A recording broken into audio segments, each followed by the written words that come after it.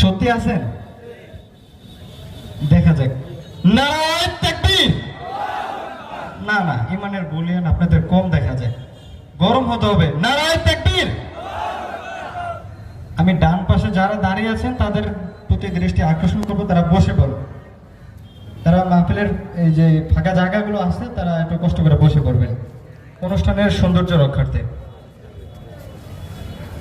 এতক্ষণ সুন্দর সুন্দর সঙ্গীত এবং পবিত্র কালামুল্লাহ শরীফ থেকে তেলাওয়াত করছেন ভোলা জেলার বিভিন্ন কারিবৃন্দরা। এখন আমরা নাশিদ পরিবেশন করব মুক্তকণ্ঠ শিল্পী গোষ্ঠীর শিল্পীরা ইনশাআল্লাহ। সম্মানিত হাজির গঠন মুক্তকণ্ঠ শিল্পী গোষ্ঠীর সিনিয়র শিল্পী এস.এম. মামুন আনসারী।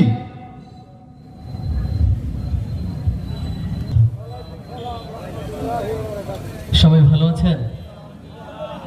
আরো জোরে বলেন, সবাই কি ভালো আছেন? মাশাআল্লাহ।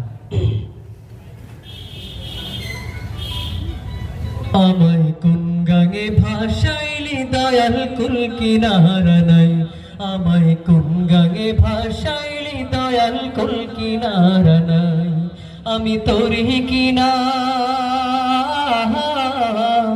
ও আমি তোরই কিনা, ডুবি নৌকা সাবধানে চালাই। আমায় কোন গাঙে ভাসাইলি দয়াল কুল কিনারা নাই, আমায় কোন গাঙে ভাসাইলি দয়াল কুল কিনারা নাই।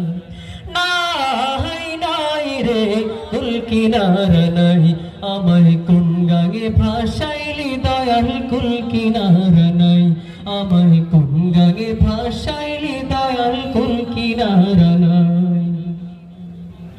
ঝড় তুফানে গাঙ্গে তোরে বাইয়া যেতে ভয় না করি, আরে ও দয়াল। ঝড় তুফানে গাঙ্গে তোরে বাইয়া যেতে ভয় না করি, ও তুই থাকিস যদি, ও তুই থাকিস যদি সঙ্গে কিছুই নাই। আমায় কোন গাঙে ভাসাইলি দয়াল কুল কিনারা নাই, আমায় কোন ভাসাইলি দয়াল কুল কিনারা নাই।